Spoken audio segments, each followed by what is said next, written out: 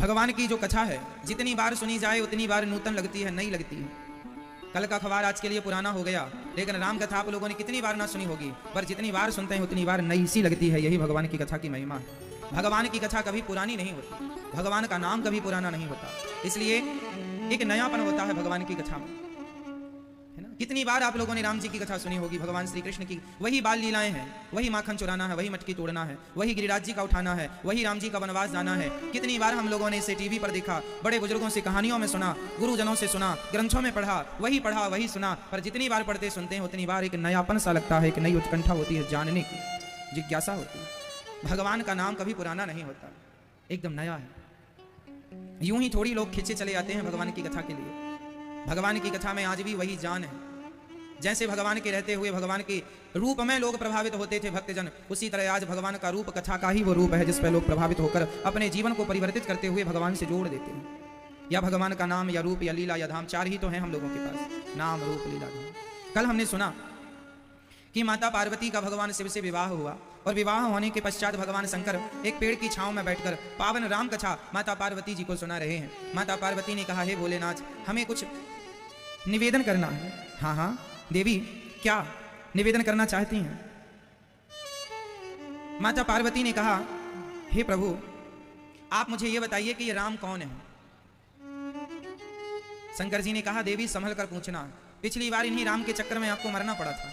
राम जी पर संदेह कर लिया ना माता सती ने, जिसके कारण उनको जलना पड़ा अर्थात पिता के यज्ञ में। संभल कर पूछना।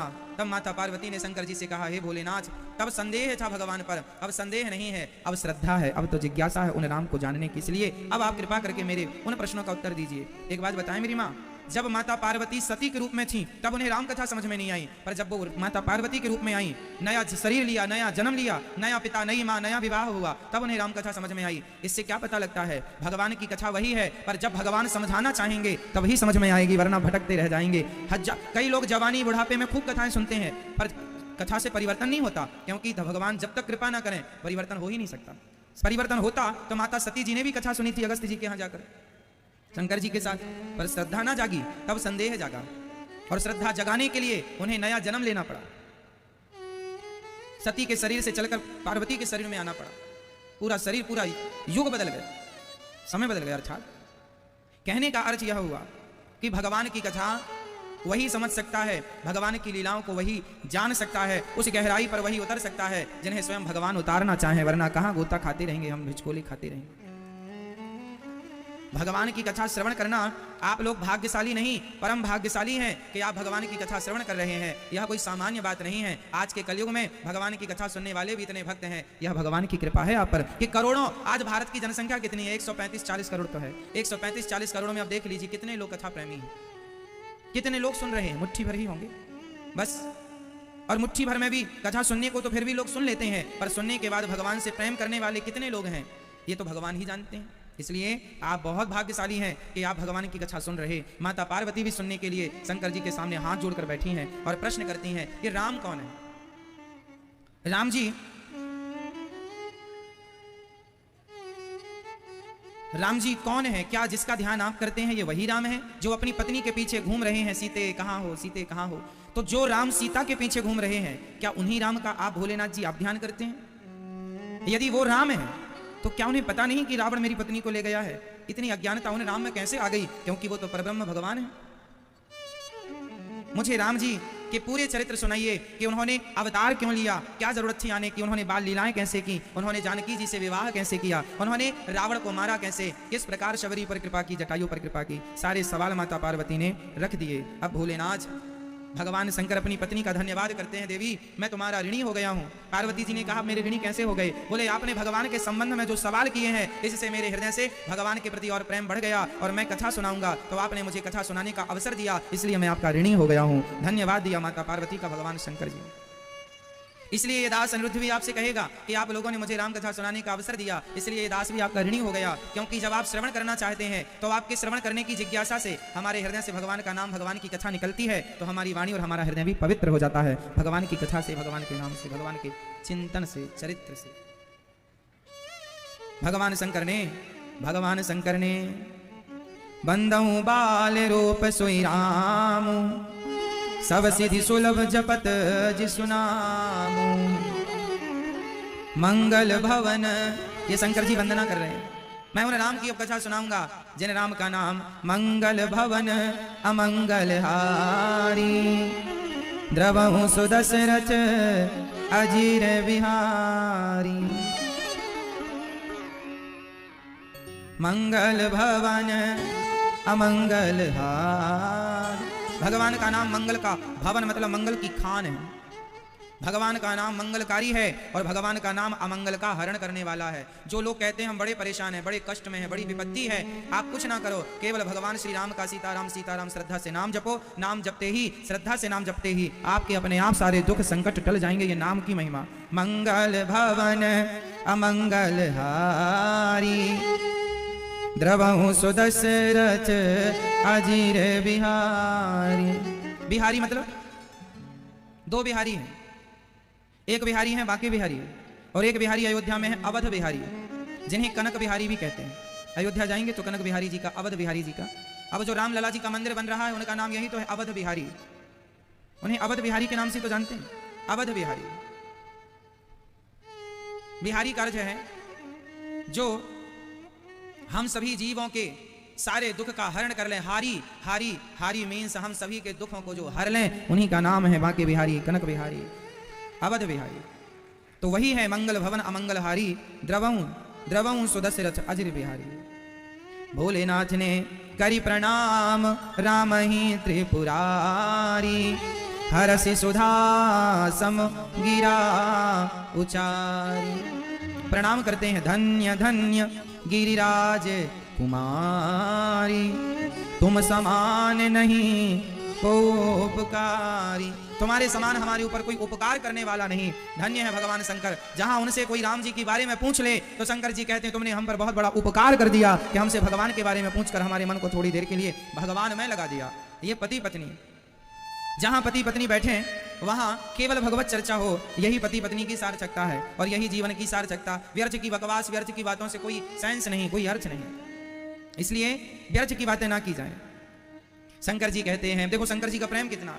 जिन हरि कथा सुनी नहीं काना, जिनके कानों ने कथा नहीं सुनी, श्रवण रंध्र अहि भवन समाना। वह सांप के बिल की तरह है उनके कान, जिनके कान कथा नहीं सुनते। जिनके कान कथा नहीं सुनते उनके कान किसकी तरह है? सांप के बिल की तरह है। इसलिए मेरी माँ कान है तो निंदा चुगली सुनने के लिए नहीं। आंखें भी कोई आंखें हैं क्या साहब? उनसे भले तो अंधे। आंखें होकर भी तुमने भगवान को, भक्तों को ना देखा तो आंखों का कोई अर्थ नहीं। ते सिर कटु तुम बरी समतूला, जे न नमत हरि गुरु पद मूला। वाह। कहते हैं जिनका सिर गुरु चरणों में, भगवत चरणों में नहीं झुकता। कई लोग होते हैं ना, झुकते नहीं, प्रणाम नहीं करते। प्रणाम करना सीखो, झुकना सीखो। कोई भी संत भक्त को देखो, जिसके माथे पर तिलक देखो, जिसके गले पर तुलसी की माला देखो, उसे झुककर जरूर प्रणाम करो। ये कोई भगवान का भक्त ही है। हम नहीं हो पाए भक्त तो क्या हुआ, जो भक्त हैं उनको प्रणाम तो कर सकते हैं।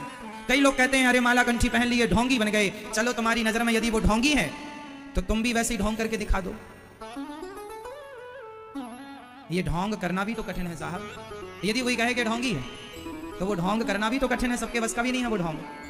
कोई कहे अरे बाबा ने बड़े बड़े, बाबा साधुओं के देखा आपने, बड़े बड़े बाल होते हैं। कोई कहे बाबा लोग बड़े बड़े बाल कर लेते हैं, अरे ढोंगी है। तो भैया जरा तुम भी करके दिखाओ अपने बाल वैसे। कितना कष्ट होता है, वो सारा कष्ट सहते हैं साधु संत। तुम्हें प्रणाम करने में इतना बकवास कर रहे हो। साधु ऐसे वैसे क्या क्या ना बोलते। आज कलयुग, सचमुच कलयुग चालू है साहब। यहाँ संतों का, अच्छे लोगों का कोई आदर नहीं। जिसके मन में जो आता है संतों के लिए बोल दिया जाता है। अरे भाई गोस्वामी तुलसीदास जी कह रहे हैं कि जब मैं मर जाऊं तो गोस्वामी तुलसीदास जी अपने चेलों से, अपने शिष्यों से कह रहे हैं, अपने अनुयायियों से कह रहे हैं कि सुनो, जब मैं मर जाऊं तो मेरे शरीर को जलाना मत। जब मैं मर जाऊं तो मेरे शरीर को जमीन में गाड़ना मत। ना जमीन में गाड़ना, ना चिता पर जलाना।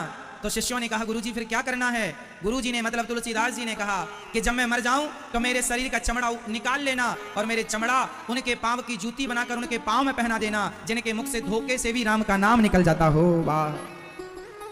ऐसा तुलसीदास जी कह रहे हैं कि भले वो कितना दुष्ट आदमी हो, पर धोखे से उसके मुंह से एक बार राम निकल जाए तो उसके पांव में मेरे चमड़े की जूता बना करके पहना देना। ये तुलसीदास जी का भाव है।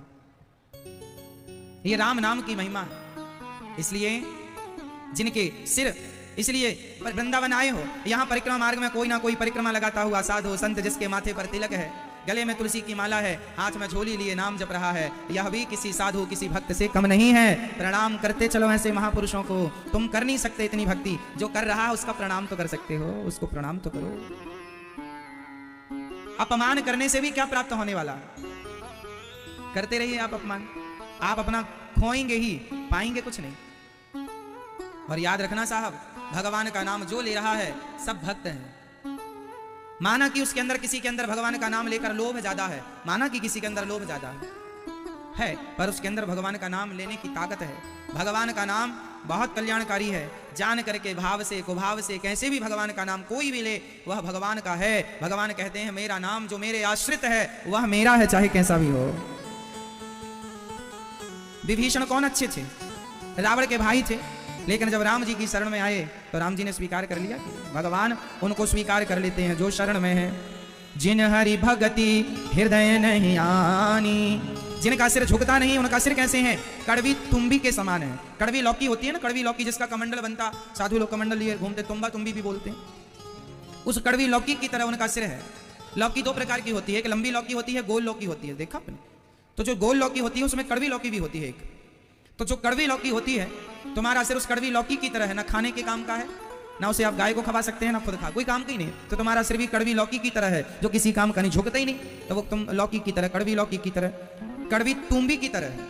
तुम्बी बोलते, सब जगह की भाषा अलग अलग है। जिन हरि भगति हृदय नहीं आनी, जीवत सब समान, जीवत सब समान ते ही प्राणी। अब गोस्वामी जी, शंकर जी क्या कह रहे हैं जरा सुनिए। जिसके हृदय में भगवान की भक्ति है उसे तो आप जिंदा समझिएगा, और जिसके हृदय में भगवत प्रेम नहीं है वह चलता फिरता मुर्दा है, ऐसा शंकर जी कह रहे हैं, मुर्दा है वह। जो नहीं करें राम गुण गाना, जी है सुदादुर जी है समाना। जिनकी जिह्वा भगवान का नाम नहीं जपती, केवल व्यर्थ की आप बातें बकवास करते हैं, उनकी जिह्वा मेंढक की तरह केवल टर टर करने वाली है। मेंढक की तरह है वो लोग जो भगवान की कथा नहीं सुनते।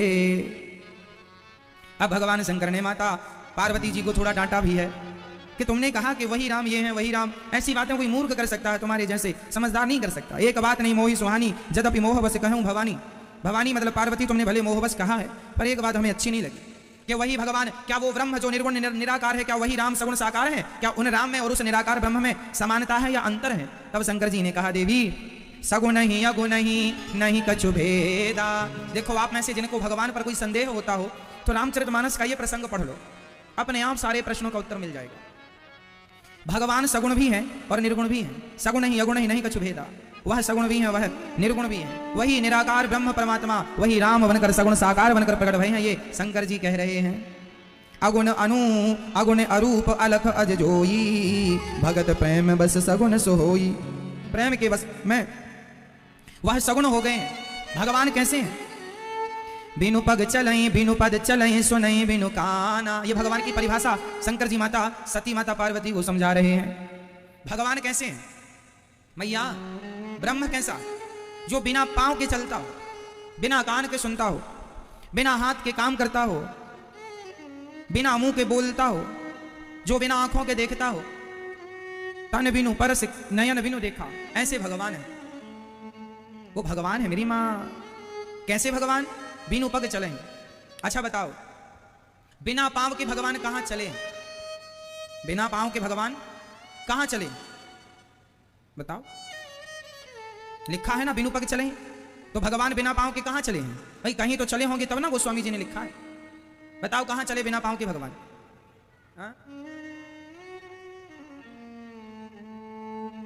बिनु पग चले। बिना कान के कहां सुने राम? भगवान श्री कृष्ण के द्रौपदी के प्रसंग में भगवान श्री कृष्ण का मैंने समझाया कई बार के बिना पांव के चले। द्रौपदी का चीर बढ़ाने के लिए द्वारिका से आ गए ना, पांव वाला तो आ ना सकता था, तो वो तो भगवान कृष्ण की चर्चा है। अब यहां मैं राम जी के संदर्भ में आपसे पूछूंगा कि बिना पांव के भगवान राम कहां चले? कौन से चरित्र को देखकर गोस्वामी जी ने ये चौपाई लिखी? बताइए, फटाफट बताइए, राम जी बिना पांव के कहां चले हैं? ये बात उन दिनों की है जब राम जी छोटे से थे। माता कौशल्या अपने लाला राम का श्रृंगार करके पालने पर लिटाई थी, और माता कौशल्या रंगनाथ भगवान की पूजा करने जब गई, अपने इष्ट की पूजा करने जब गई पूजा घर में, तो माता कौशल्या ने एक तरफ तो भगवान को सुला दिया था और वहां जाकर देखा तो वहां राम जी बैठे नजर आए। यहां गोस्वामी जी वहां लिख रहे हैं, यहां वहां दुई बालक देखा। माता जी ने देखा कि सामने राम बैठे, अरे मैंने तो इसे अभी सुलाया, भाग कर आई तो पालकी पर भी लेटे थे और सामने भी लेटे थे, तो बिना पांव के वो यहां से वहां चले गए। पांव वाले थोड़ी चल सकते थे कि मैं यहां भी दिखूं, वहां भी दिखूं, मैं यहां भी दिखूं, मैं वहां भी दिखूं। ये इंसान ही कर सकता, ये कौन कर सकता है? तो बिनु पग चले, भगवान है, बिना पांव के चल गए, बिना पांव के चल गए, तो बिनु पग चले ही, सुना ही बिनु काना। अब बताओ राम जी ने बिना कान के कहां सुना? वो कौन सा प्रसंग है जिसके कारण गोस्वामी जी ने ये चौपाई लिखी है? मैया सोना नहीं है, सवाल का उत्तर देना। मैया खूब सो रही हैं, मैया काहे सो रही हो इतना? और कान में किसने मार दिया? मोटे मोटे सोने का पहनी होगी, सोना टपक गया होगा नीचे, फाड़ दिया। भले कान फट जाए पर सोना पहनना नहीं छोड़ती मैया। कान में दम नहीं है उसको संभालने की, लेकिन मैया पहनेंगी ढेर बड़ा बड़ा। अब लो चीरा लगवाए बैठी हैं। सुनो मेरी माँ, चलो बताओ, भगवान श्री राम ने बिना कानों के कहा? आपके कानों की बात चल रही है ना, तो हमारे आपके कानों पे नजर चली गई। अच्छा बताओ, भगवान राम ने बिना कानों के कहा सुना? ये किस प्रसंग के लिए गोस्वामी जी इशारा कर रहे हैं? ये उन दिनों की बात है जब राम जी बाली को मारने गए। सुग्रीव साथ में है, बाली और सुग्रीव का युद्ध हो रहा था। राम जी ने मारा नहीं एक बार में, और गया बाली घर, तो तारा ने समझाया मत जाओ, बहुत समझाया। तब बाली से क्या कहा था तारा ने कि वह राम है, भगवान है, आप मत जाओ सुग्रीव से लड़ने। ये बात तारा ने बाली को एक कमरे में समझाई थी कि राम जी भगवान है, सुग्रीव अब अकेला नहीं है, उस पर राम जी का हाथ है। ये बात तारा मतलब बाली की पत्नी ने कमरे में समझाई थी। और राम जी ने जब बाली को मारा और बाली ने कहा आपने हमें छिपकर क्यों मारा, तब राम जी ने कहा तेरी पत्नी ने तुझे समझाया था, तूने समझा नहीं। बाली चक्कर में पड़ गया, मेरी पत्नी ने तो कमरे में कहा था, तुमने मेरी पत्नी ने कमरे में कहा था, इन्हें कैसे पता चल गया? अरे वह मनुष्य के रूप में जो खड़े हैं मर्यादा पुरुषोत्तम, वह कण कण की घट घट की जानने वाले हैं। कौन क्या बोल रहा है, कौन क्या सोच रहा है, वह भी जान रहे हैं। आप अभी क्या सोच रहे हैं, ये भी भगवान को सुनाई पड़ रहा है। कहा हुआ तो छोड़ दीजिए साहब, सोचा हुआ भी भगवान सुन लेते हैं, क्योंकि वो भगवान है। तो बिनु पग चले ही सुना ही बिनु काना, और कर बिनु कर्म, बिना हाथ लगाए सब काम मेरा आपकी कृपा से सब काम हो रहा है। बिना हाथ लगाए, बिना हाथ लगाए काम कर दिया, सारा काम बिना हाथ लगाए करते। अच्छा बताओ, राम जी ने बिना हाथ लगाए कौन सा काम किया? बोलो मेरी माँ। बिना हाथ लगाए सब काम करते हैं। इस बात के बहुत सारे उत्तर हो सकते हैं। जैसे हनुमान जी जब लंका गए तो किसी ने हनुमान जी से पूछा आप लंका आए? बोले आप, हम नहीं आए, हमें राम जी ने भेजा है। कैसे भेजा है? हनुमान जी स्वयं कहते हैं, गोस्वामी जी लिख रहे हैं कि प्रभु मोद्रिका मेली मुख माही, जलधि लांघ गए अचरज नाही। जिनके नाम को हमने अपने मुख में रखा है, उन राम की कृपा से, उनके बिना किए ही, उनके केवल संकल्प मात्र से हम समुद्र पार कर गए। तो बिना किए सब काम हो गया। अंगद ने पांव जमाया, मेघनाथ भी हिला ना पाया, तो अंगद का बल था क्या? बिना हाथ लगाए भगवान ही तो सब कर रहे हैं। बिना हाथ लगाए सेतु का निर्माण किसने कर दिया है ना? बिना हाथ लगाए भगवान ने इतना बड़ा कार्य कर लिया, बिना हाथ लगाए सेतु का निर्माण। अब देखो ना, इतना बड़ा पहाड़ हनुमान जी अपने हाथ में, हनुमान जी अपने हाथ में लाए। ये हनुमान जी का हाथ नहीं था साहब, ये तो हनुमान जी जो करते हैं वो भगवान बिना कहे बिना किए, केवल भगवान के संकल्प मात्र से हनुमान जी वह कर देते हैं जो भगवान उनसे कराना चाहे। तो बिना हाथ लगाए सब काम भगवान ही करा रहे हैं। राम जी का कार्य राम जी ही करते हैं, कोई वो निमित्त बना देते हैं सबकी बड़ाई बढ़ाने के लिए। ऐसे राम जी, ऐसे राम पर कोई तर्क करे, यहां भगवान शंकर ने कहा राम अतर्क बुद्धि मनवानी, मत हमार वस सुनहि सयानी। ये हमारा मत है कि सुनो, जो भगवान बिनु पांव के बिना हाथ लगाए सब काम करते हैं, उन पर कोई तर्क नहीं चलेगा। इसलिए भगवान को तर्क से समझने की कोशिश ना कीजिएगा। भगवान तर्क का विषय नहीं है मेरी माँ। भगवान को समझना है तो भक्ति से समझ में आएगा। आप सोचें कि ज्ञान पढ़ लें, ज्ञान हासिल करके भगवान को समझें कि जैसे आकाश गंगा अंतरिक्ष को हम जान रहे हैं, भगवान को जान लें, ना जी, भगवान बहुत विशाल है। आज वैज्ञानिकों ने अंतरिक्ष में जितनी रिसर्चें की हैं वह उतनी ही की हैं जैसे समुद्र की एक बूंद आप उठा लीजिए, एक बूंद के बराबर है। वैज्ञानिक खुद इस बात को मानते हैं। कितनी बड़ी गैलेक्सी है, कितनी बड़ी आकाश गंगा है, ये अंतरिक्ष कोई छोटा थोड़ी है, पार ना पा पाए वैज्ञानिक। तो जिस परमात्मा की बनाई सृष्टि का पार ना पा पाया कोई, उस परमात्मा का पार भला कोई क्या पा पाएगा, जरा समझिएगा। आज मैं सवेरे सवेरे मैं सोच रहा था, आज मेरे दिमाग में एक बात चल रही थी, सुबह 7 बजे के बाद ये बात प्रकट हुई मेरे मस्तिष्क में। वो बात यह थी, आप बताओ, आपके शहर में बिल्डर होते हैं ना, कॉलोनी काटने वाले, घर बनाने वाले, बिल्डर कहते हैं। अब एक बात बताइए कि आपके शहर में कोई बड़ा बिल्डर है जो बड़ी कॉलोनी बनाता है, बड़ी सोसाइटी बनाता है, तो जो बिल्डर सोसाइटी कॉलोनी बनाता है ना, वह कॉलोनी में सड़क बनाकर देता है, वह बिजली की तैयारी कर देता है, खंबे इत्यादि, ट्रांसफार्मर इत्यादि लगा कर देता है, वह नाली बनाकर देता है, वह पानी की सप्लाई देता है। बोलो हाँ या ना? लगभग ये चीजें उनको देनी जरूरी है। भाई सोसाइटी आपने बनाई है और आप लोगों को बेचना चाहते हैं, तो सड़क उसमें होनी चाहिए, बिजली होनी चाहिए, पानी होना चाहिए, है ना, ये सब उसमें सुविधाएं होनी चाहिए, तब ना कोई खरीदेगा। अब पानी नहीं है, बिजली नहीं है, सड़क नहीं है, वहां कोई प्लॉट भी क्यों खरीदेगा? तो बड़े बड़े जो बिल्डर होते हैं वो पहले व्यवस्था लाइट, पानी की और सड़क की करते हैं, तब वो सोसाइटी में लोग रहते हैं, तब वहां जल्दी लोग रहते हैं, थोड़ी हरियाली भी हो, पार्क वार्क भी हो। बड़ा बिल्डर है तो पार्क बड़ा बना के देगा, है ना जी, सही है। अच्छा एक बात बताओ, आपके शहर का जो बड़ा बिल्डर है, आप उसे कितना जानते हैं? बड़ा आदमी है भाई। छोटा आदमी भी होता है जो 2-4 घर बना के देता है, एक होता है जिसके पास हजारों घर हैं। बड़ा बिल्डर, बड़ा काम, उसकी 50 कॉलोनियां, सोसाइटियां, वो बड़ा आदमी है, वो जल्दी मिलता नहीं है। क्यों मेरी मां? वो बड़ा है। सोचो कि उस बड़े आदमी से आप लोग नहीं मिल पाते जल्दी से, तो सोचो भगवान भी बहुत बड़े बिल्डर है। भगवान ने कितना बड़ा आपको व्यवस्था दी है, जरा सुनिएगा। बिल्डर क्या देता है? पानी देता है। क्या देता है? पानी की सप्लाई। इसलिए भगवान ने गंगोत्री से गंगा आदि नदियां निकाली हैं कि इस नदियों के किनारे किनारे अपना घर बनाना, और प्रकाश के लिए सूर्य भगवान की व्यवस्था कर दी है। ईश्वर ने कितनी बढ़िया कॉलोनी काटी है, कितनी बढ़िया सोसाइटी बनाई है, पानी के लिए नदियों की व्यवस्था कर दी, पार्क के लिए बड़े बड़े पर्वतों पहाड़ों की व्यवस्था कर दी, नेचुरल पर्वत, नेचुरल हम लोग पार्क देखते हैं, ईश्वर के बनाए हुए, जंगल जिसे कहते हैं, नेचुरल है। सूर्य भगवान अपने आप प्रकाशित हो रहे हैं लोग, बिल्कुल आपको एक भी बिजली जलाने की, लाइट जलाने की कोई आवश्यकता नहीं है। अब सोचिए कि जरा सामान्य से बिल्डर से आपकी बात नहीं होती, वो इतना बड़ा हो गया, तो सोचिए भगवान जिसके ऐसे तमाम और भी अपने काम चल रहे हैं, अनेक ऐसी और सोसाइटियां, ब्रह्मांड निकाया, निर्मित माया, रोम रोम प्रतिवेद कर। ईश्वर ने जिस घर में आप रहते हैं वो जमीन किसकी है? जहां आपका घर बना है, बताओ वो जमीन किसकी है?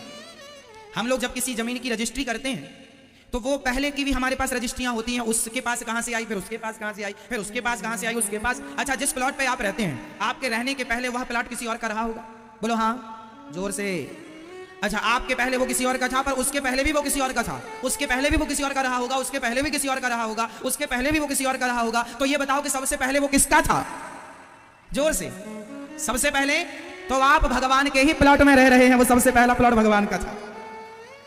तो सबसे बड़े बिल्डर भगवान है, हम उनकी बनाई सोसाइटी में रह रहे, और उनकी नेचुरल व्यवस्थाएं। पहले के जितने भी, पुराना भारत उठाकर देखिए, पुराने भारत में जितने भी पहले नगर शहर होते थे, वह किसी ना किसी नदी के किनारे होते थे।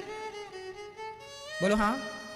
और पहले हमारे यहाँ सारे क्षेत्र में नदियों का ऐसा जाल बिछाया था ईश्वर ने, नाड़ी की तरह, जैसे शरीर के प्रत्येक शरीर में नसें चलती हैं, नदियां थी। आप में से ऐसा शायद कोई हो जिसके शहर में, जिसके गांव में, जिसके क्षेत्र में एक नदी ना हो। बताइए आपके क्षेत्र में कोई छोटी या बड़ी नदी है कि नहीं? किस किस के आसपास बड़ी या छोटी नदी है? बोलो किस किस के पास है? सबके आसपास कोई छोटी बड़ी नदी है। इंदौर में भी एक नदी है, अब उसे नाला बना दिया गया है। पहले हर शहर में नदियां थी, हर जगह नदी के किनारे ही गांव शहर बसाए जाते थे उस जमाने में। क्यों जी? आप पुराने सारे तीर्थ देख लीजिए, हमारे चारों धाम देख लीजिए, कोई ना कोई नदी के किनारे है। हाँ या ना? राम जी 14 साल अयोध्या के लिए निकले, पर रुके कहां? नदी के किनारे ही रुके। पहले की नदियां, पूरी छोटी नदी भी हरी भरी रहती थी, मतलब उसमें पानी। और आजकल तो ये जो छोटी नदियां थी ना, आजकल वो नाला हो गई हैं। बड़े बड़े शहर के नाले, वो नदियां खत्म हो गई, नदियों की जगह नाला हो गए। और आजकल तो लोग नदियों में भी घर बना रहे हैं। कुल मिलाकर ईश्वर ने ये ब्रह्मांड बनाया है। आप अपने शहर के बड़े बिल्डर को नहीं जान पाते, तो सोचिए जिसने ये ब्रह्मांड बनाया, उस बिल्डर को आप कितना जान पाएंगे, कितना समझ पाएंगे। इसलिए राम अतर्क है, इसलिए राम और परमात्मा ने आपके लिए पूरी व्यवस्था की है।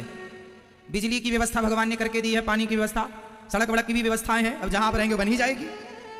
क्यों जी?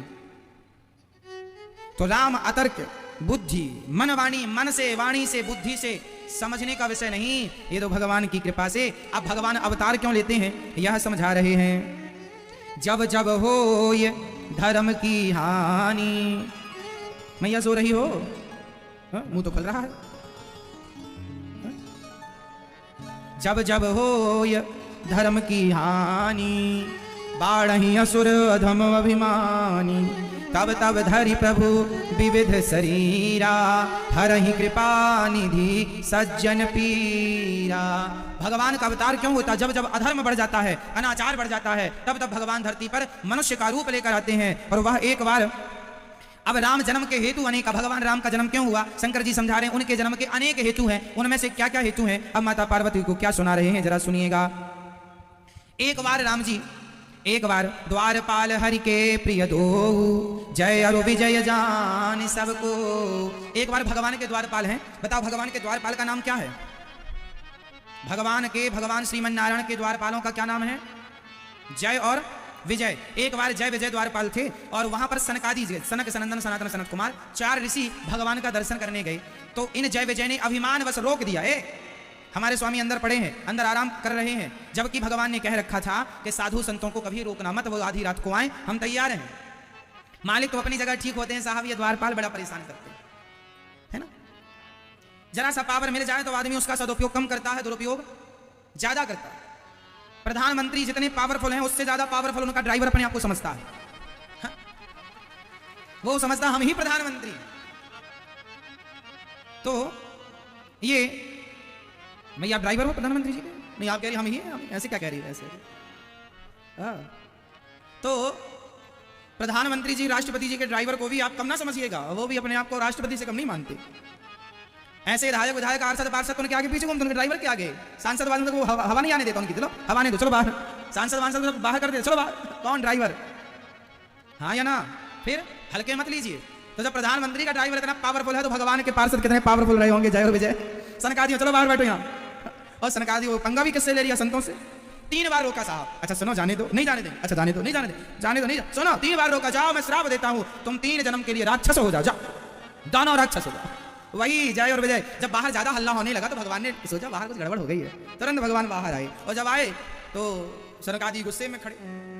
भगवान श्रीमन नारायण ने चरण छुए, महाराज आप संत हैं, आपको क्रोध शोभा नहीं देता। क्या हुआ? महाराज जी आपका दर्शन करने से रोक रहे थे, चरणों में जय विजय गिर गए। हे प्रभु क्षमा करो, हमें तो श्राप मिल गया, अब यहाँ वैकुंठ से जाना पड़ेगा, हमारी क्या हालत होगी, हम क्या करेंगे, कहाँ जाएंगे, यहाँ बड़ी मौज थी, अब वहाँ क्या होगा। भगवान बोले चिंता ना करो, तुम 3 बार आओगे तो हम 4 बार तुम्हारे लिए आएंगे, क्योंकि तुम हमारे हो। देखो भगवान कहते हैं जो हमारा है वो 3 बार आए तो हम 4 बार आते हैं। वही जय और विजय पहली बार में हिरण्याक्ष हिरण्यकशिपु बने। हिरण्याक्ष मतलब जिसे, हिरण्याक्ष को किसने मारा था? जल्दी बताओ, हिरण्याक्ष को किसने मारा था? मैया बताएंगी। मैया बताओ, सुनती तो सारी कथा हो। नहीं, हिरण्याक्ष को किसने मारा था? मैया किसने मारा था? नहीं पता? कई बार बताए हैं, किसने मारा था? नहीं पता। अरे राम राम। हिरण्याक्ष को 12 भगवान ने मारा था, पृथ्वी छिपा के ले गया ना, तो हिरण्याक्ष को 12 भगवान ने मारा था। तो एक बार भगवान को 12 बनना पड़ा हिरण्याक्ष के लिए। और हिरण्यकशिपु को किसने मारा था? नरसिंह भगवान ने। तो 2 अवतार हो गए। अब सुनो आगे। एक बार हिरण्याक्ष हिरण्यकशिपु बने, एक बार रावण कुंभकर्ण बने जिन्हें राम जी ने मारा। तो इनके हो गए 2 जन्म और भगवान के हो गए 3 अवतार। हो गए ना? 12 भगवान, हिरण्यकशिपु को मारने नरसिंह भगवान 2 और राम जी 3। और चौथी बार ये 3 बार बने, भगवान बोले हम 4 बार आएंगे तुम्हारे लिए। चौथी बार यही पहले जन्म में ये रावण हिरण्याक्ष हिरण्यकशिपु, दूसरी बार रावण कुंभकर्ण और तीसरी बार ये जय विजय बने शिशुपाल और दंत वक्र। ये शिशुपाल भगवान को गालियां क्यों दे रहा है? क्योंकि इसके पहले जन्म के संस्कारी संतों को भी गालियां देता, तो भगवान को भी दे रहा। भगवान ने फिर ठीक किया, 3 जन्म पूरे हुए, फिर वापस ये अपने काम में चले गए। जय विजय। अब वहीं पार्षद बने खड़े। तो एक बार रावण कौन बना? जय और विजय। रावण की कहानी मैं सुनाऊंगा, कितने रावण बने।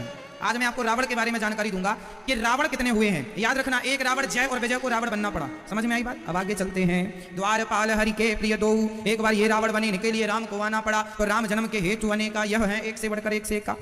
और सुनो, एक बार राम जी को कश्यप अदिति तहां पितु माता, एक बार कश्यप और माता अदिति, इनको दशरथ बनाया भगवान ने। कश्यप जी बने दशरथ और कौशल्या मैया बनी अदिति, और फिर इनके पुत्र बन के भगवान आए। तो कश्यप अदिति, हिरण्याक्ष हिरण्यकश्यपु, यह भी इन्हीं का पुत्र है।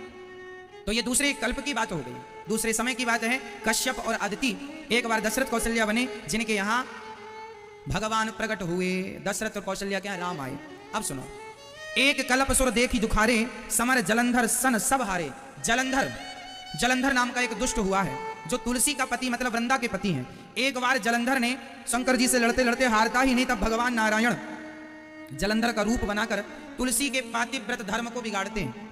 अब यहाँ एक प्रश्न आप कर सकते हैं कि महाराज जी, भगवान तो पतिव्रता नारियों के पति पातिव्रत धर्म को बचाते हैं, भगवान रक्षा करते हैं, पर भगवान यहाँ तुलसी के पातिव्रत धर्म को उजाड़ने चले गए, क्यों ऐसा हुआ? तो इसकी कथा यह है कि माता वृंदा ने, वृंदा मीन्स तुलसी, माता वृंदा ने स्वयं हजारों साल तक तपस्या की थी कि हे प्रभु आप हमें पति के रूप में प्राप्त हो जाएं। भगवान बोले हम तो प्राप्त होंगे, पर उसके पहले तुम्हें ये जलंधर प्राप्त होगा पति के रूप में, पर हम भी प्राप्त होंगे। तो वरदान दे दिया। तो जलंधर उनके पातिव्रत धर्म के बल पर मरता नहीं था, तो भगवान ने जलंधर का रूप बनाकर उनका पातिव्रत धर्म बिगाड़ा और जलंधर मरा। और फिर कहा भगवान ने कि हमको तुमने पति के रूप में चाहा, इसलिए पति बनकर आए। पर माता तुलसी ने श्राप देकर उन भगवान को पत्थर बना दिया, जिन्हें शालिग्राम भगवान कहते हैं। और वही तुलसी के केसों से, वृंदा के केसों से वह शरीर सहित तुलसी के रूप में प्रकट हो गई, जो ठाकुर के ऊपर 24 घंटे चढ़ी रहती हैं। 4 प्रहर 24 घड़ी ठाकुर के ऊपर ठकुरानी चढ़ी। ठाकुर मीन्स शालिग्राम भगवान, ठकुरानी मीन्स तुलसी। शालिग्राम भगवान तुलसी के बिना ना खाते हैं ना नहाते हैं, इसलिए शालिग्राम भगवान को जहां बिठाया करो ना, वहां भी नीचे तुलसी में बिठाया करो। तुलसी की माला में गोल गोल बनाकर आसन तुलसी का हो, या तुलसी का पत्ता रखो। बिना तुलसी के वो बैठना भी पसंद नहीं करते, इतना प्यार देखो करते हैं। आप लोग भी अपनी पत्नी से इतना प्यार कर सकते हैं। शालिग्राम भगवान कितना अपने 10,000 वर्षों तक तपस्या की है, तब जाके तो वही तुलसी के पति जलंधर एक कल्प में क्या बने? रावण। तो एक जय और विजय रावण बने। एक ये कल्प की बातें हैं, समझ रहे हो ना? कल्प मीन्स क्या होता है? जैसे त्रेता युग, जैसे अभी ये कौन सा युग चल रहा है जरा बोल दो पहले, ये कौन सा युग है? कलयुग। कलयुग के पहले कौन सा युग था भैया? सुनो साहब, कलयुग के पहले कौन सा युग था? कलयुग के पहले कौन सा युग था? द्वापर। द्वापर के पहले कौन सा युग था? जोर से। तो जो त्रेता युग था, उस त्रेता में राम जी आए, समझ गए? राम जी आए। तो जो राम जी इस कलयुग के पहले द्वापर, द्वापर के पहले जो त्रेता युग था, इस बार जो राम जी आए, उन्होंने किस रावण को मारा? इन दोनों रावण में से जलंधर या जय विजय, किसको मारा? जोर से। अभी तो और सुनो, तीसरा रावण भी अभी बताऊंगा मैं। नारद जी ने शिव गणों को श्राप दिया, जब अभी मैं कथा सुनाऊंगा, वो भी रावण बने। शंकर जी को, नारद जी को बंदर बना दिया, जब भगवान ने शादी वादी का मन हो गया था नारद जी का, तो बंदर बनना पड़ा था। तो बंदरों ने बड़ी मजा ली नारद जी की, और बाद में दर्पण दिखाया, ये देखो तुम कैसे हो। उन्होंने कहा बात पहले नहीं दिखा सकते थे, तो जाओ तुम राक्षस हो जाओ। वो शिवगण एक बार एक कल्प में रावण बने, रावण कुंभकर्ण। तो तीसरे वो हो गए, और चौथे और सुनाऊंगा अभी मैं, चौथा भी एक रावण है। प्रताप भानु नाम के एक राजा हुए हैं, जिन्हें संतों ने, ब्राह्मणों ने श्राप देकर के गलती उन्होंने की कि ब्राह्मणों को मांस परोस दिया था खाने में, तो ब्राह्मणों ने श्राप दे दिया, जाओ तुम राक्षस हो जाओ। तो 4 रावणों की कथा तो रामचरितमानस में लिखी है। कितने रावण? जोर से।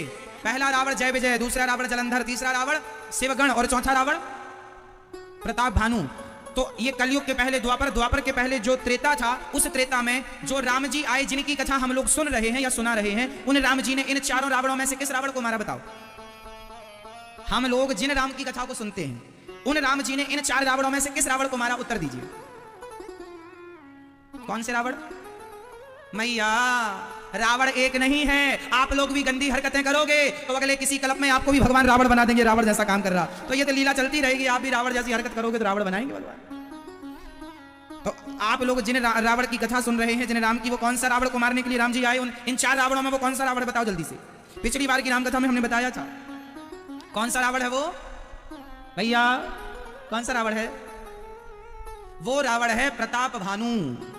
प्रताप भानु नाम का रावण है, जो इस कलयुग के पहले द्वापर, द्वापर के पहले जो त्रेता युग में राम जी ने जिस रावण को मारा, वह प्रताप भानु नाम के रावण को मारा। फिर सुनो, फिर क्या हुआ? अच्छा चलो एक बार रिवीजन करो मेरे संग। इस युग के पहले कौन सा युग था? जोर से। द्वापर। द्वापर के पहले क्या था? त्रेता। त्रेता में राम जी आए। अच्छा, त्रेता के पहले क्या था? जोर से। सतयुग। अच्छा, सतयुग के पहले क्या था? जोर से। हाँ, सतयुग के पहले था कलयुग, क्योंकि सोमवार मंगलवार ऐसे ही तो चक्कर चलेगा भाई। रविवार के पहले क्या था? रविवार के पहले क्या था? शनिवार ही रहा होगा। सिंपल है कि सोमवार के पहले रविवार ही होगा और रविवार के बाद सोमवार ही होगा, मंगलवार नहीं होगा। मंगलवार सोमवार के बाद होगा, समझ रहे हैं। उसी तरह सतयुग के पहले कलयुग था और कलयुग के पहले फिर द्वापर था और द्वापर के पहले फिर त्रेता था। तो जो पहला त्रेता था उस समय फिर राम जी ने जय और जो शिवगण थे उनको मारा था, उन रावण को। फिर चलो, फिर उसके पहले फिर सतयुग आया, फिर कलयुग आया, फिर द्वापर आया, फिर त्रेता। उस समय राम जी ने फिर आकर के मारा जलंधर नाम के रावण को। और पीछे चलो, फिर सतयुग आया, फिर त्रेता, फिर कलयुग आया, फिर द्वापर, फिर त्रेता। तो फिर उस त्रेता में राम जी ने जय और विजय को पहले ही मार चुके थे। जय विजय नाम के रावण को पहले ही मार चुके थे। तो ये कथाएं कल्प कल्प की कथाएं, हमारे शास्त्रों में कितनी कथाएं हैं भैया को जगह दो। कल्प कल्प की कथाएं, कहां कहां की कथाएं हैं मेरी मां। इसलिए आप लोग कंफ्यूज हो जाते हैं कि उस पुराण में तो ऐसा लिखा है, उस पुराण में तो ऐसा लिखा है, उन्होंने तो ऐसा कहा, उन्होंने तो ऐसा कहा। साहब सबने सही कहा, बात है कल्प कल्प की, जिसे कहते हैं कल्प भेद। क्या कहते हैं? अभी कौन सा कल्प चल रहा है? अभी कौन सा कल्प चल रहा है? अभी श्वेत बाराह कल्प चल रहा है। अभी प्रेजेंट में कौन सा कल्प चल रहा है? श्वेत बाराह कल्प। तो कल्प कल्प में हर युग में राम जी का अवतार होता है, ऐसा नहीं है। हर कल्प कल्प में अवतार होता है। परित्राणाय साधूनां विनाशाय च दुष्कृतां धर्म संस्थापनार्थाय संभवामि युगे। युग युग नहीं लिखा, युगे किसी किसी युग में। हर त्रेता में राम जी आते हैं ऐसा नहीं, किसी किसी त्रेता में राम जी आते हैं, किसी किसी त्रेता में। भाई सप्ताह में एक बार मंगलवार आएगा, आएगा। उसी तरह चारों युग तो ऐसे ही चलते हैं, सतयुग त्रेता द्वापर कलयुग, सतयुग त्रेता द्वापर कलयुग, सतयुग त्रेता द्वापर। ये कितनी बार युग बीत गए। ये श्वेत बाराह कल्प का 28वां कलयुग चल रहा है। ये कौन सा कलयुग चल रहा है? जोर से। यह इसके पहले इस कल्प में, कल्प कितना बड़ा होता है नहीं पता? 1000 चतुर्युग का एक कल्प होता है। जब 1000 बार सतयुग त्रेता द्वापर कलयुग, सतयुग त्रेता द्वापर कलयुग, सतयुग त्रेता द्वापर कलयुग 1000 बार बीत जाएगा, तब जाके एक कल्प होगा। एक कल्प में 14 मनवंतर होते हैं। 73 चतुर्युग का एक मनवंतर होता है। ये गणित लंबी हो जाएगी, आपके समझ में कुछ आएगा नहीं। पर देखो हमारे यहाँ साइंस के पास 2000 साल पुराना इतिहास है और हम तो आपको लाखों साल पुरानी बातें बता रहे हैं। तो हमारा इतिहास कितना सटीक, कितना प्राचीन है। सतयुग कब स्टार्ट हुआ वो भी तारीख हमारे पास है, हमारे सदग्रंथों में लिखी हुई। युग किस तारीख से, किस तिथि से चालू हुआ ये भी है। तो राम जी के अवतार कल्प कल्प में ब्रह्मा जी की 100 साल की आयु होती है। और ब्रह्मा जी की 100 साल कितना बड़ा? ब्रह्मा जी का एक दिन में ब्रह्मा जी के 1000 बार सतयुग त्रेता द्वापर बीत जाते। ब्रह्मा जी का एक दिन इतना बड़ा। अभी ब्रह्मा जी 50 साल पार कर गए हैं। जब ब्रह्मा जी, ये जो वर्तमान में ब्रह्मा जी हैं, अपने वाले ब्रह्मा जी, तो अपने ब्रह्मा जी जब 100 साल के हो जाएंगे ना, तो इनका ट्रांसफर हो जाएगा। फिर हनुमान जी को ब्रह्मा जी बनाया जाएगा। अभी पुरंदर नाम के राजा इंद्र पद पर बैठे हैं, फिर उनका ट्रांसफर हो जाएगा। फिर बलि को राजा बलि को इंद्र बनाया जाएगा। तो ये बड़ी, अब सोचिए जो भगवान इतनी बड़ी व्यवस्थाएं संभाल रहे हैं, उन्हें आप और हम छोटी बुद्धि वाले भला कितना जानेंगे। इसलिए ईश्वर तो एक कल्प कल्प की बातें हैं। जलंधर को राम जी ने मारा जब रावण बन के आया। तासु श्राप हरिदीन प्रणामा। तो ये अच्छा, एक बार नारद जी के श्राप के कारण भगवान को आना पड़ा। नारद श्राप दीन एक बारा, कल्प एक ते ही लगी अवतारा। एक बार भगवान को एक बार नारद जी ने श्राप दे दिया, जाओ तुम मनुष्य बनो। नारद जी, तब माता पार्वती का दिमाग छनका, बोले हमारे गुरु, अच्छा पार्वती जी नहीं, पार्वती जी के गुरु जी हैं नारद जी, तो नारद जी की चेली हैं पार्वती मैया। तो पार्वती जी ने शंकर जी से कहा कि कारण कवन श्राप मुनि दीन्हा और का अपराध रमापति कीन्हा। देखिए गुरु भक्ति कैसी होती है। शंकर जी ने कहा कि आपके गुरु नारद जी ने एक बार श्राप दिया तो भगवान को मनुष्य बन के लीला करने जाना पड़ा। तब माता पार्वती जी बोली हमारे गुरु जी ने गलती नहीं की होगी, जरूर भगवान ने ही कोई गलती की होगी। देखो इनका गुरु पक्ष कितना मजबूत है, अपने गुरु को गलत नहीं कहती। माता पार्वती जी अपने गुरु का पक्ष लेती है कि हमारे गुरु जी ने जरूर, ये तो दिन भर नारायण नारायण जपते हमारे गुरु जी, जरूर रमापति जी ने, रमापति मतलब लक्ष्मीपति ने कोई अपराध का अपराध रमापति कीन्हा, कोई अपराध उनसे ही हुआ होगा। तब भगवान शंकर जी हंसे, बोले बेहसी महेश। तब बेहसी मतलब हंसते हुए बोले वाह पार्वती, पक्की चेली हो तुम अपने गुरु जी की। बोले बेहसी महेश तब ज्ञान। अब यहाँ ये जो दोहा मैं आपसे बोल रहा हूँ, ये याद रखिएगा, सारी जिंदगी काम आएगा। हमारे गुरु जी ने हमें बताया कि बेटा ये बात याद रखिएगा, हमें याद है। हमारे गुरु जी जो बता देते हैं दास को हम याद कर लेते हैं सदा के लिए। यहाँ ये दोहा पढ़ के निकल जाने से सार नहीं है, समझने से सार है। बोले बेहसी महेश तब ज्ञानी मूढ़ न कोय, जेहि जैसे रघुपति करहि जब सो तस ते ही छन होय। क्या अर्थ निकला इसका? इसका अर्थ है कि इस धरती पर कोई ज्ञानी नहीं है और कोई मूर्ख नहीं है, जिसको भगवान जब जैसा बना दे तो भगवान के बनाने से वो ज्ञानी बन जाए और बनाने से मूर्ख बन जाए। नारद जी जैसे ज्ञानियों की भी मति मारी गई, नारद जैसे ज्ञानी और भक्तों की भी मति मारी गई, तो जब उनकी मति मारी गई तो हमारी और आपकी मारी जाए, इसमें कोई आश्चर्य नहीं है, क्योंकि भगवान जैसा बनाए हम वैसे हो जाए। ज्ञानी मूढ़ ना कोई, जे ही क्षण जस रघुपति करें। भगवान जिसको जब जैसा बनाना चाहे, भगवान किसी मूर्ख को, कहा जाता है महाराष्ट्र की एक घटना है, संत ज्ञानेश्वर की कथा। संत ज्ञानेश्वर हुए हैं महाराष्ट्र में। उनके माँ बाप बचपन में मर गए थे, तो उनके माँ बाप का पता नहीं था, तो उनसे ब्राह्मणों ने पूछा कि तुम ब्राह्मण हो क्या? उन्होंने कहा हम ब्राह्मण। बोले तुम्हारा तो कोई माँ बाप का आता पता नहीं है, कैसे मान लें कि तुम ब्राह्मण हो? ब्राह्मण हो, तुम वेद पढ़ते हो, तो क्या सबूत है कि तुम ब्राह्मण हो? तो वहां बगल में एक भैंसा खड़ा था। क्या खड़ा था? भैंस के पतिदेव, हस्बैंड, भैंसा। तो वहां भैंसा खड़ा था एक। तो संत ज्ञानेश्वर जी ने उस भैंसे के ऊपर हाथ रख दिया, तो लिखा है कि वह भैंसा वेद वाक्य बोलने लगा, वेद मंत्र बोलने लगा। भैंसा बोलने लगा वेद वाक्य, वेद मंत्र। तो अर्थ क्या निकला? वो ज्ञानेश्वर कोई सामान्य नहीं थे, सिद्ध पुरुष थे, साक्षात भगवान के अवतार थे। धर्म की स्थापना के लिए, भक्ति का प्रचार प्रसार करने के लिए भगवान साधु संतों के रूप में भी अवतरित होते हैं। तो संत ज्ञानेश्वर जी के लिए भैंसे पर हाथ रखा, वह वेद वाक्य बोल पड़ा। इससे सिद्ध ये हो गया कि कोई ज्ञानी नहीं, कोई मूर्ख नहीं। भगवान यदि ज्ञानी बनाना चाहे तो भैंसे को ज्ञानी बना सकते हैं, और मूर्ख बनाना चाहे तो बड़े बड़े ज्ञानी मूर्खों की तरह बन जाते हैं। बड़े बड़े ज्ञानियों को आपने मूर्खों की तरह हरकत करते देखा होगा। अब उसमें से एक ज्ञानी श्री नारद जी भी हैं। अब नारद जी देखना भी क्या, नारद जी के साथ अभी नारद जी क्या करेंगे, जरा ध्यान से सुनिएगा। तो कोई ज्ञानी नहीं, कोई जो हो रहा है वो किसकी इच्छा से हुई है? सोई जो राम रचि राखा, को करी तर्क बढ़ावे। इसलिए जो हो रहा है उसे भगवत कृपा से स्वीकार कर लो। क्या कर सकते हो आप? अब आगे चलो एक बार। अब चलो नारद जी की पूरी कथा शंकर जी को सुनानी पड़ी, क्योंकि गुरु जी का सवाल था। तो नारद जी ने क्या अपराध किया या भगवान ने क्या अपराध किया, पूरी कथा विस्तार से इस प्रकार है, जरा सुनिएगा। एक बार नारद जी आकाश मार्ग से भ्रमण करते हुए जा रहे थे कि अचानक हिमालय के पावन किनारे, हिमालय के तट पर, मतलब गंगा के तट पर सुंदर से हिमालय की तरफ की घटना रही होगी। एक सुंदर सा वहां एक वन नजर आया। नारद जी बोले ये उपवन अच्छा है, यहाँ बैठकर थोड़ा भगवान का चिंतन करें। तो नारद जी अपनी वीणा वहां रखकर और गंगा के किनारे बैठकर और भगवान नाम जाप करने लगे। श्रीमन्नारायण श्रीमन्नारायण श्रीमन्नारायण श्रीमन्नारायण श्रीमन्नारायण। श्री ध्रुव जी जाप करने, श्री नारद जी जपने लगे, है ना, खूब बढ़िया जाप करने लगे। और जब जाप करने लगे तो क्या हुआ? जब जाप करते हुए देखा, अच्छा ये बताओ, किसी को भक्ति करते देखने से सबसे पहले दर्द किसे होता है? भक्तों को भक्ति करते देखकर सबसे पहले दर्द किसको होता है? इंद्र को। इंद्र को लगा कि नारद जी कहीं तपस्या में लग गए और कहीं हमारा पत्ता साफ हो गया, तो इसलिए नारद जी को उनकी तपस्या भंग करने के लिए इंद्र ने सुंदर सुंदर अप्सराओं को भेजा। इंद्र के पास और कुछ नहीं, कोई भी ज्यादा भजन पूजा करते दिखाई पड़ा, अपने वहां की छोरियों को भेज देते हैं, जाओ बाबा जी का मन अपने में लगाओ, भगवान में ज्यादा लगा है। इसलिए भक्तों को स्त्रियों से बच के रहना चाहिए। ये स्त्रियां मतलब ये इंद्र की ओर से भेजी गई अप्सराएं हैं, तुम्हारा पथ भ्रष्ट करने के लिए आई हैं। जिन जिन का पथ भ्रष्ट आज तक हुआ है इन अप्सराओं के कारण ही हुआ है। जितने बाबाओं की समाधि भंग हुई है इन महिलाओं ने की है, अप्सराओं ने। इसलिए नारी पर नारी पैनी छुरी है साहब। एक बाबा जी का तो ये आलम था, नाम था सौभरी ऋषि। पानी में खड़े होकर तपस्या कर रहे थे। एक मछली और मत्स्य को वो संसर्ग करते हुए पानी में देख लिया, उनके मन में वासना जाग गई। 50 विवाह किए बाबा जी ने, टोटल 50 विवाह किए। और 50 विवाह करके बाद में जब उनका पेट भर गया तब उनसे फिर मन हटाकर फिर भगवान के चरणों में गए, तब उनकी सदगति हुई।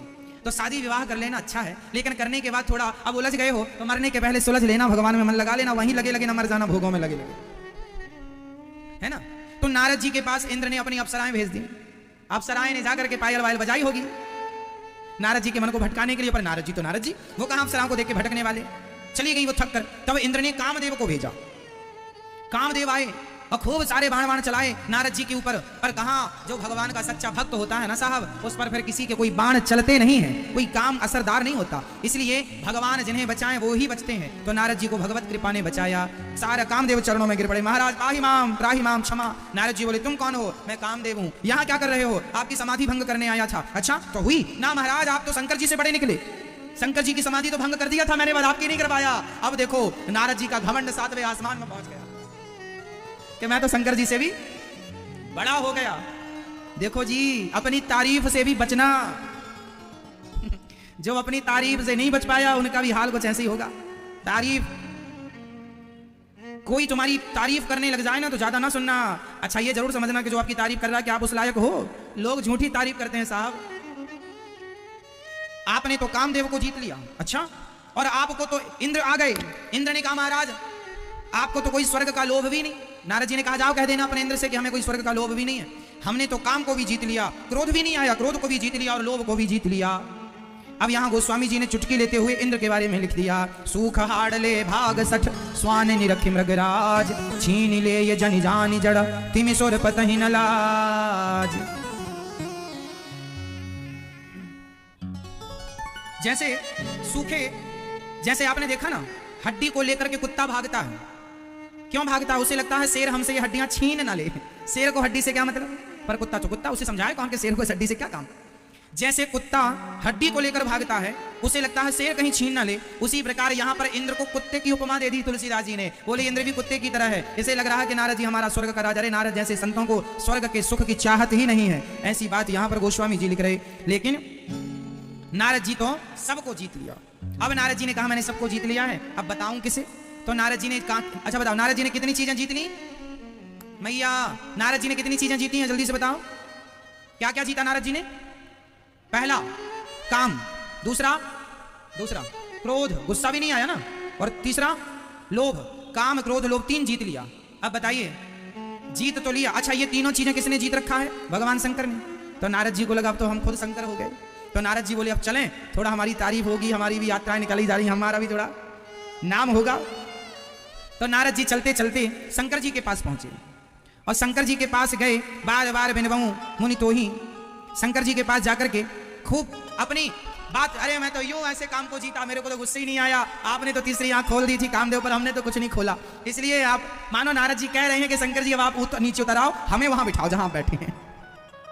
शंकर जी समझ रहे हैं कि नारद जी को अभिमान आ गया कि मैंने जीत लिया। देखो काम क्रोध लोभ जीत लेना भगवान की कृपा से अच्छी बात है, लेकिन उसका अभिमान, धन पा लेना अच्छी बात है, लेकिन धन का अभिमान, जिसको अभिमान वगैरह हो जाता है ना, फिर उसका इलाज भगवान ठीक से करते हैं। अब देखो नारद जी का इलाज कैसे होगा, पूरा सुनिएगा, समझ में आएगी बात।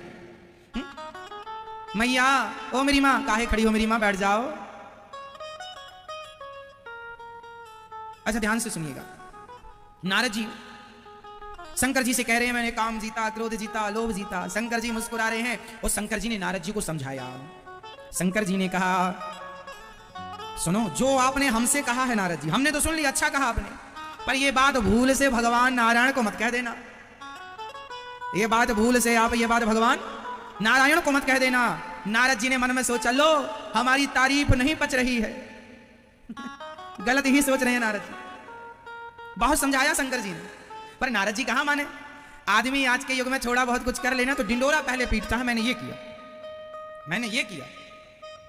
इसलिए डिंडोरा ना पीटा जाए तो अच्छा है। नारद जी ने जो किया अच्छा है। अब नारद जी डिंडोरा पीटने लग गए। कहां कहां गए? शंकर जी ने समझाया शंभुदीन उपदेश हित नहीं नारद ही सुहानी, भारद्वाज कौतुक सुनहि हरि इच्छा बलवान। वाह वाह वाह, भगवान जो चाहते हैं ना वही होता है, हमारी तुम्हारी कुछ नहीं चलती साहब। नारद जी गए, कुछ दिन नारद जी रुके कि चलो शायद भगवान ही उन्हें पता लग जाए और वो ही हमारा अखबार में नाम निकलवाएं, जब पढ़ेंगे तो हमें भी याद करेंगे। लेकिन कोई खबर नहीं आई। तब नारद जी एक बार वीणा बजाते बजाते खुद चल पड़े। एक बार कर तलवर वीणा गावत हरि गुण गान प्रवीणा, राम कीन चाहि सोई होई करे अन्यथा अस नहीं कोई। जो राम जी चाहते हैं वही होता है। एक बार नारद जी जब वीणा बजाते हुए वैकुंठ पहुंचे और भगवान नारायण, देखो भगवान भी हमारे कम कौतुकी छोड़ी है। नारद जी पहले आया करते थे ना तो भगवान लेटे रहा करते थे, इस बार आए हैं तो भगवान उठकर बैठ गए। नारद जी आओ आओ आओ, और नारद जी का उठ करके खड़े होकर स्वागत किया। नारद जी समझ गए कि लगता है इन्हें पता चल गया कि हम भी कोई कम नहीं है, अब तो हम खुद भगवान हैं। अब नारद जी समझ गए कि हम तो भगवान हो गए। भगवान ने खड़े होकर हमारा पहली बार स्वागत किया, मतलब ये भी जान गए कि हम भी कोई कम नहीं है। अब देखो जरा, भगवान भी कम कौतुकी नहीं है, भगवान भी अभिमान को बढ़ा रहे हैं। नारद जी का अभिमान और 7वें आसमान में चढ़ गया, अब तो मैं सिद्ध हो गया। अब नारद जी ने सारा काम चरित नारद सब भाषे, पहले आते तो भगवान की कथा सुनाया करते थे। इस बार नारद जी आए हैं तो राम कथा नहीं सुनाई, काम कथा सुनाई। मैंने काम को ऐसे जीता, मैंने ऐसे किया, ऐसे ऐसे ऐसे। भगवान बोले चलो भैया तुरंत ऑपरेशन थिएटर तैयार करो। ऑपरेशन करना ही पड़ेगा नारद जी का। तुरंत नारद जी के लिए ऑपरेशन थिएटर भगवान ने ओटी तैयार की, है ना, तैयार हो गया।